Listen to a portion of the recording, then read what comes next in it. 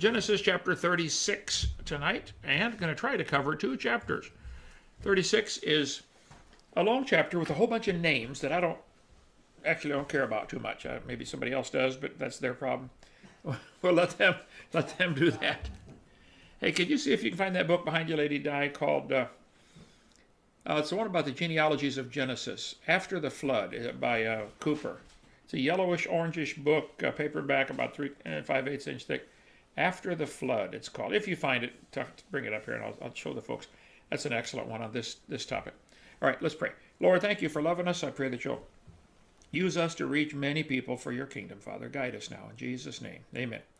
Okay, last night's DVD, last night's YouTube, I posted it right afterwards like I always do. 2 o'clock this morning, it was still not posted. I came down here to look in the office, and it was 60% posted. 4 o'clock this afternoon, it finally posted. It took a long time. Steve says we're out of data, so it's going at 1 megabyte per year or something like that. Whatever it is, it's going slow. So we're going to try to do it again. Last night, was it before Bible study or after Bible study? The dog came up? Before Bible study. Yeah. Out in the yard behind Lady Di's place was a dog. We don't even know what kind it is. It was skin and bones, still is.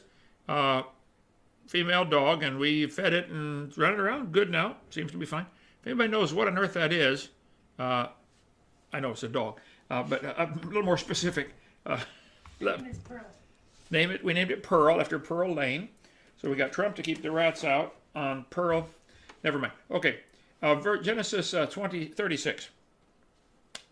Now these are the generations of Esau. This is the key phrase when it says these are the generations of. You'll find that 10 times in the Bible. That is a breakover point where somebody else is writing now. Genesis is a collage, a collection of 10 different authors writing. Different styles of writing. Critics have complained for back 200 years ago. They said, Genesis wasn't written by Moses. It was because you can tell by the different writing styles. Well, that's exactly correct. And they made up the JEPD, Yahwist, Elohist, Priestly, Deuterist theory, that there are 4 different authors for Genesis, and the Bible's not true. And in the 1800s, this went wild all over. It really destroyed a lot of people's faith in the Bible. And there was a partial truth to it. There's more than 4 authors. There's 10. We cover that on video number 7, on who wrote Genesis. Okay, so these are the generations of Esau. Esau actually wrote a chapter. This is it. Esau took his wives, plural, of the daughters of Canaan. Ada, the daughter of Elon, and Aholibamah, the daughter of her dad, and Bathshemath, the daughter of her dad. And the genealogy of Esau is interesting. You got Abraham over here. Abraham had Hagar, the one he should not have had as a wife, the servant girl. His wife was Sarah. Abraham and Sarah had Isaac. And then Isaac had Jacob, and Jacob had the 12 tribes. We'll get into that in just a second. But Abraham and Hagar had Ishmael. So Abraham is where it started. He's the father of many nations, okay? Abraham, Isaac, Jacob, and then the 12 tribes of Jacob. But in this, there's a whole lot of other stuff going on. For instance, Esau married Ishmael's daughter. How would that be? Aunt. Cousin, aunt. First cousin? Aunt. No, I think it was an aunt. Have you ever heard that song, I'm My Own Grandpa? Have you heard that one? First cousin. I'm My Own Grandpa. You can Google that. It's hilarious. Anyway, so this kind of stuff. Now, first cousin. Now, if you look at the family tree of Jacob, Jacob had 4 wives, Leah, Zilpah, Bilhah, and Rachel. And Leah had most kids, and she led to Moses and Aaron. And the Levites came through the Leah, the wife he didn't want. And from the tribe of Judah, which is one of Leah's sons, came King David. And all the kings, and ultimately Jesus Christ, came through this genealogy. Now, over here, you got Rachel, who had Joseph and Benjamin. Benjamin was the father of great-great-great-great-great-great-grandfather of King Saul. So, as you go through this chapter 36, there's a whole lot of genealogical stuff, and some people love to just study that. You didn't find that book, After the Flood, Bill Cooper? Excellent book about the... You see it? Yeah. Look at that. You're good. After the flood, Bill Cooper. He devoted a whole book to Genesis 10 and all the genealogies and what happened to all these people, and traced them all down. To Behold the pale horse. yeah, that's not unrelated to this though, is it? I didn't know if it was the same author. No, not that's a different Cooper.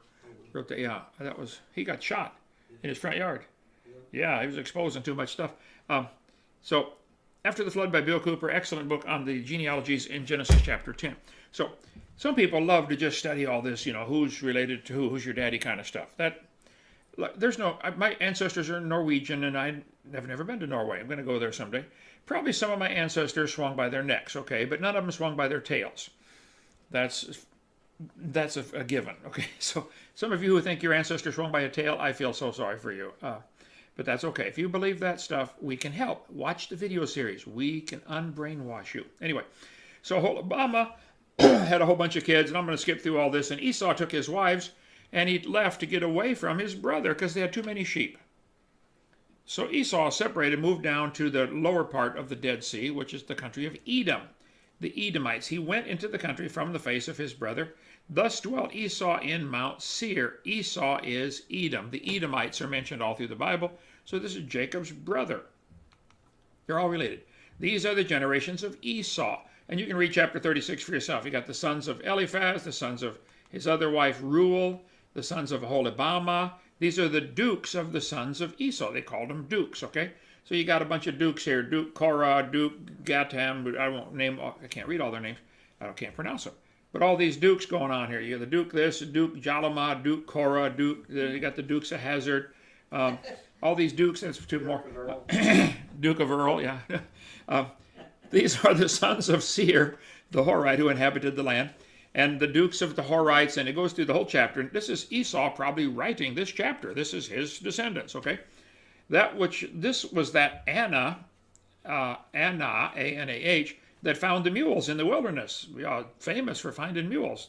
Made it into the Bible. I guess that was important to Esau. They found the mules.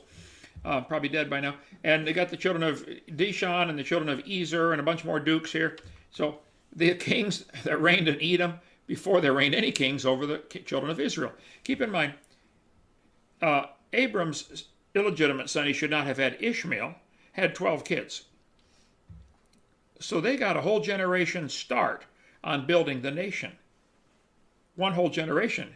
They're about 12 times as many people. So by the time the children of Israel had 2 million, they had 24 million. So they had kings before any king reigned over the children of Israel. And so somebody died and somebody else reigned in his stead. And he died and somebody else reigned in his stead. And he died and somebody else reigned in his stead.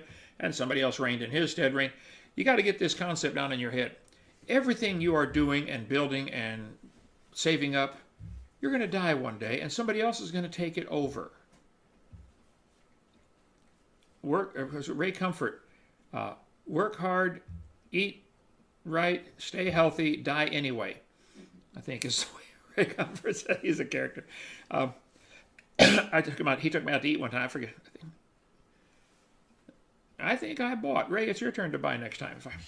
That's the way I'm going to remember it.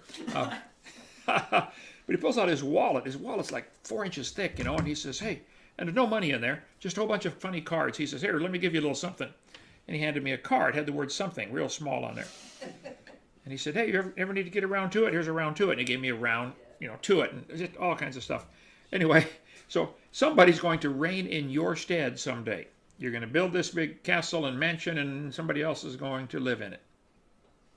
So lay up treasures in heaven where moth and rust do not corrupt and thieves do not break through nor steal. That's what Jesus advised.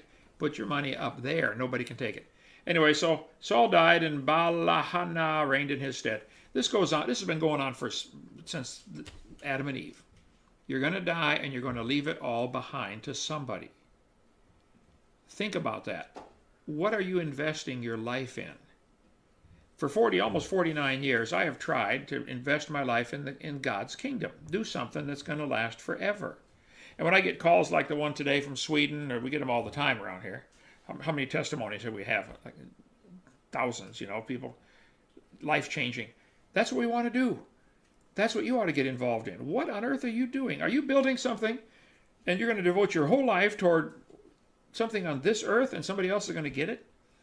Okay, well, I would recommend against that. Anyway, so they got all these dukes going on. Esau is the father of the Edomites, and it's real clear. So this is the end of that chapter. Now, chapter 37. And Jacob dwelt in the land wherein his father was a stranger in the land of Canaan. These are the generations of Jacob. Another change of author. Somebody else is writing. Joseph being 17 years old. Remember that. That'll be important in a few minutes. Joseph is 17. Hang on. What time? Okay. 17 years old. He was feeding the flock with his brethren. And the lad was with the sons of Bilhah. Remember, Bilhah is one of his dad's other wives, and she had 2 kids. And with the sons of Zilpah, and she also had 2 kids, his father's wife. So he is with 4 of his, what would you call them, stepbrothers? Half-brothers? Half-brothers, okay.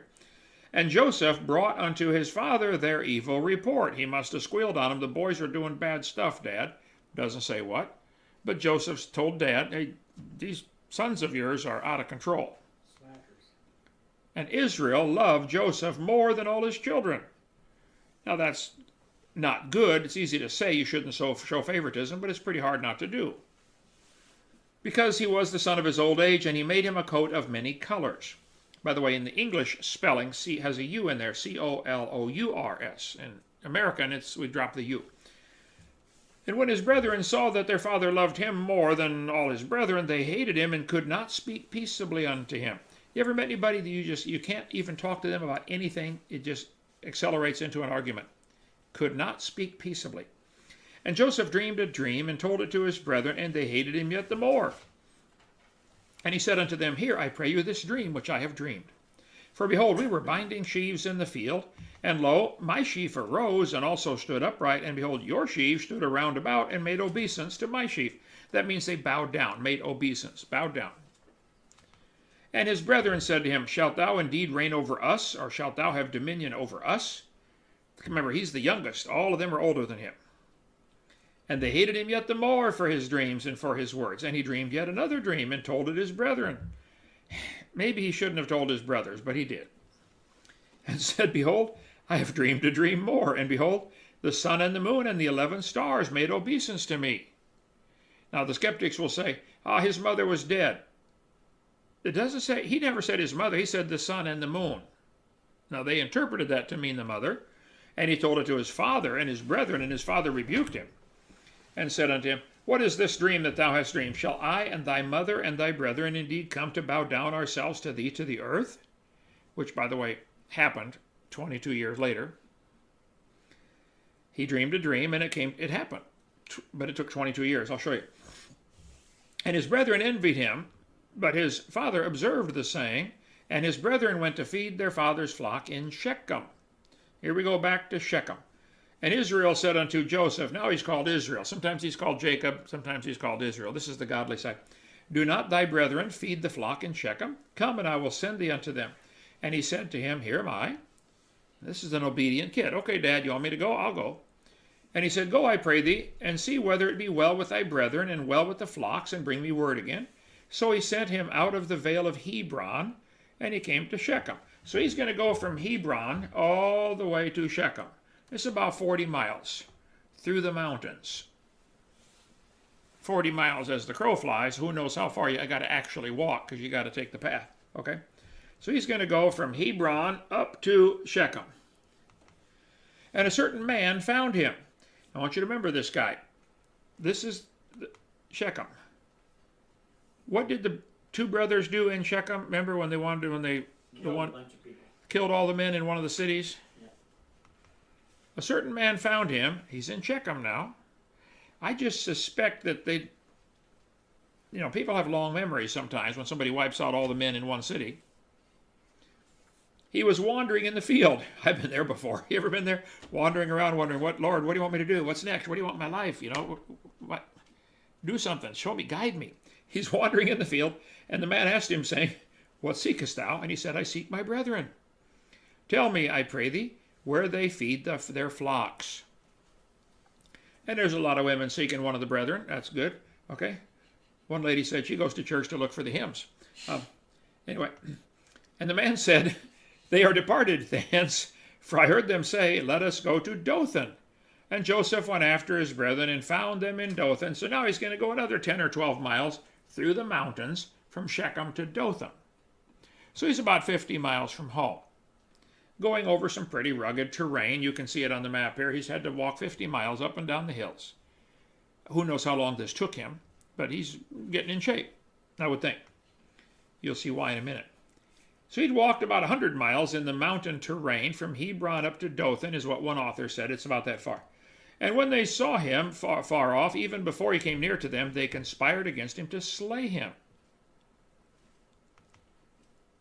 And they said one to another, Behold, this dreamer cometh.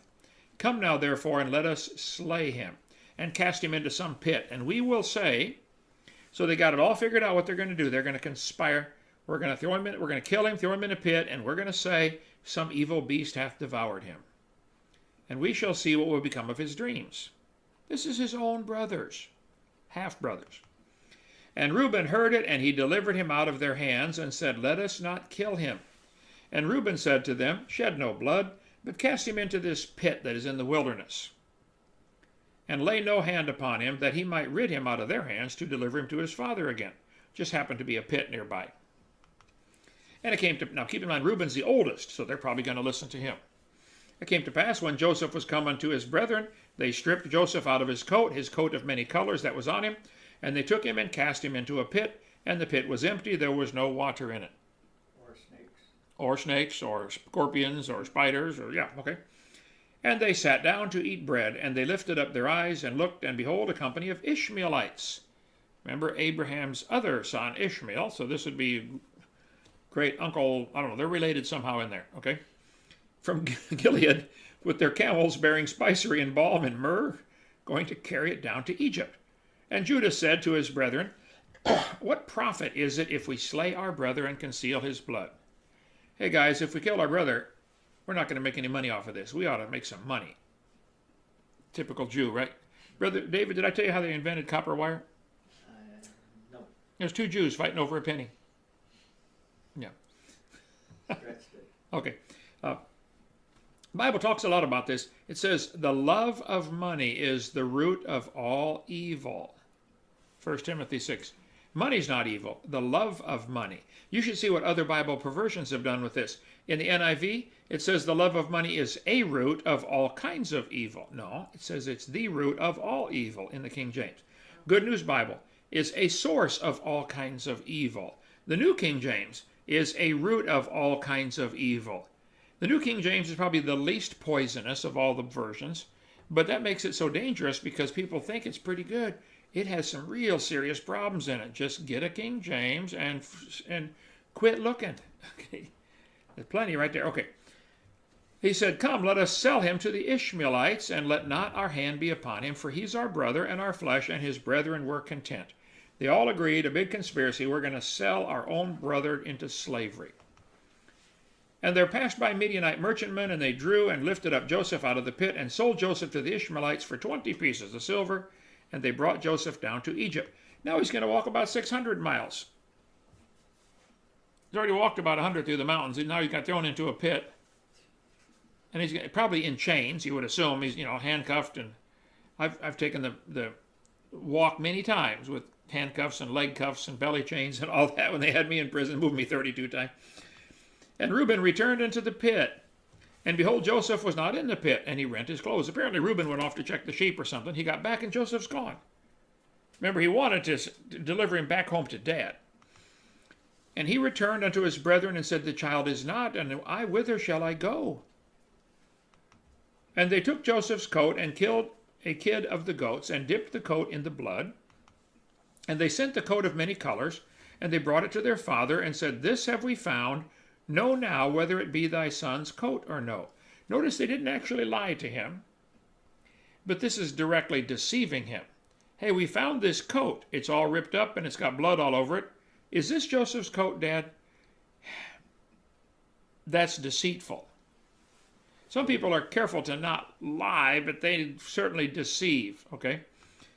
And he knew it, and said, It is my son's coat, an evil beast hath devoured him. Joseph is without doubt rent in pieces. And Jacob rent his clothes, means he ripped them. and put sackcloth upon his loins, and mourned for his son many days. Many days. Joseph was 17 when this happened. He was 30 when he was finally freed from prison. When Pharaoh called him out, remember, and made him vice Pharaoh, that's 13 years. There were 7 good years, and then later 7 bad years. It was during the second of the bad years that his brothers finally confessed the truth and brought Dad down.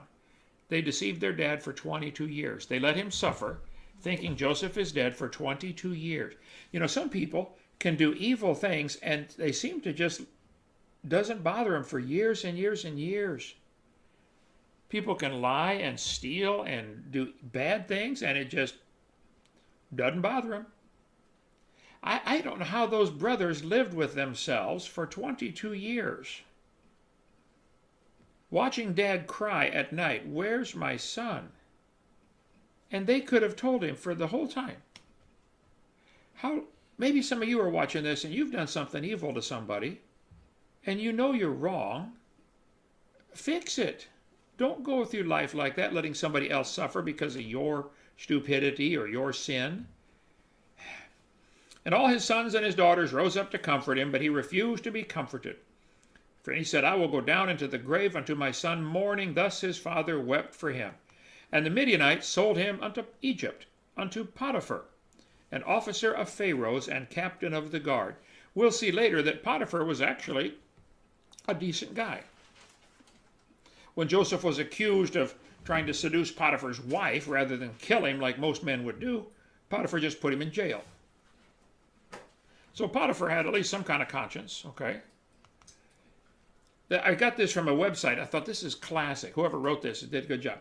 It's easy to see the troubles surrounding Joseph. He obediently walks almost 100 miles in search of his brothers, and everything goes south. But in this story, just like in the challenges within our own life, we need to pull our eyes from the troubles around us and see God's amazing provision. When they are ready to kill him, there just happens to be a cistern available. It just happens to be a dry cistern. No bones were broken throwing him into the cistern. No poisonous creatures are present. Within minutes or hours at most, a caravan just happens to be coming by. Just happens to be heading to Egypt, and the proprietors have cash, not just goods to sell. Joseph just happens to be sold to Potiphar instead of some other service. Backing up, Joseph just happens to find someone who just happened to hear his brothers in Shechem, who, by the way, doesn't choose to kill Joseph, since he belongs to the family that killed all the men in Shechem in the not-too-distant past. And most amazing of all, Joseph, a guy, actually stops and asks directions.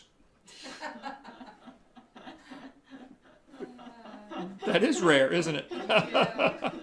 From thenotesAregood.com. I don't know anything about them, but I thought this was classic. They may be a cult in some other area, but that was good. Good job, guys. So when bad things happen, we can choose to do one of two things.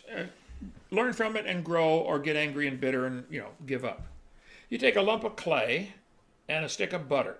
You lay them out on the sidewalk under the sun. Same sun, same temperature. They have opposite reaction. One gets hard, one gets soft.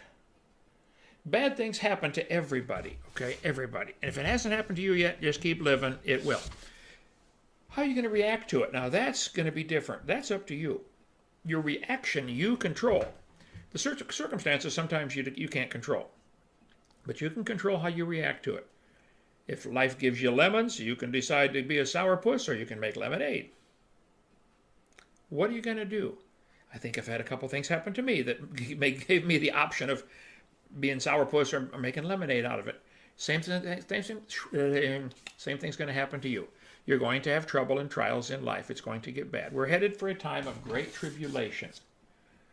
The Muslims right now are teaching all of their people, and there are millions of them in America. They're teaching their people, anyone who believes Allah has a son, you are perfectly right and justified to kill them and take away all their property. If they believe God has a son, you can kill them under their law and take away everything they have. That's what they're teaching their kids in these temples, in mosques all over America and all over the world right now. That's their mentality. It's coming. November 4th, 5 days from now, they're planning, a bunch of people are planning big riots all over the country. We are headed for, and we probably haven't even started this 7-year period yet when it gets really bad. The Bible says, evil men and seducers shall wax worse and worse, deceiving and being deceived. Folks, we're headed for real trouble on planet Earth. We're headed for financial collapse like you're not going to believe. Read Revelation chapter 6. When the 4 horses are released, one of them, it says, a measure of wheat for a penny.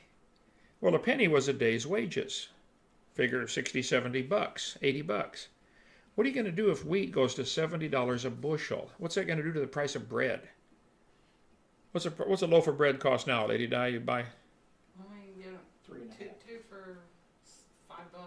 2 for $5. Okay. What if bread was $40 a loaf? Yeah. We're headed for trouble. Just remember, it's going to get bad. Now, what are you going to do? How you react is up to you.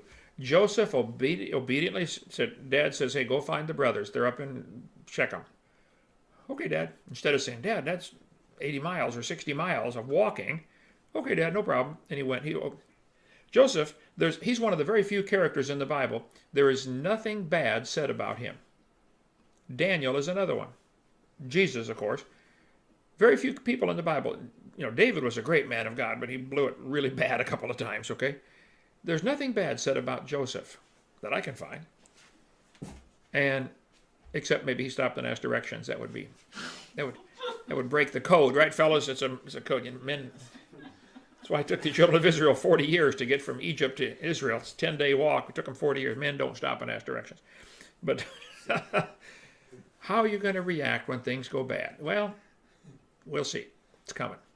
When Jesus said in Luke 18:8, when the Son of Man cometh, which happens at the end of the tribulation, by the way, the rapture's at the end, the post-trib, pre-wrath. When the Son of Man cometh, shall he find faith on the earth? That verse eats at me. I think about it a lot. Am I going to make it? This is the time when many shall fall away, the great falling away. The saints are going to be worn out. The saints are going to be overcome. They're going to be prevailed against. Read the verses in Daniel here on the chart. We got some of the big charts left. And the little ones, $10 for the little ones and $25 for the big ones. Get one of those to go with our book, What on Earth is About to Happen. If you want to see what's coming next on planet Earth, if I had not gone to prison, which I did not want to do and did not like, I would not have written this book. I would not have changed my theology. Lady Di, you were there. I was traveling every week. I was preaching 900 times a year. I could barely take time to breathe. I would never have taken time to stop and research. I believe this pre-trib stuff because that's what my preacher believed.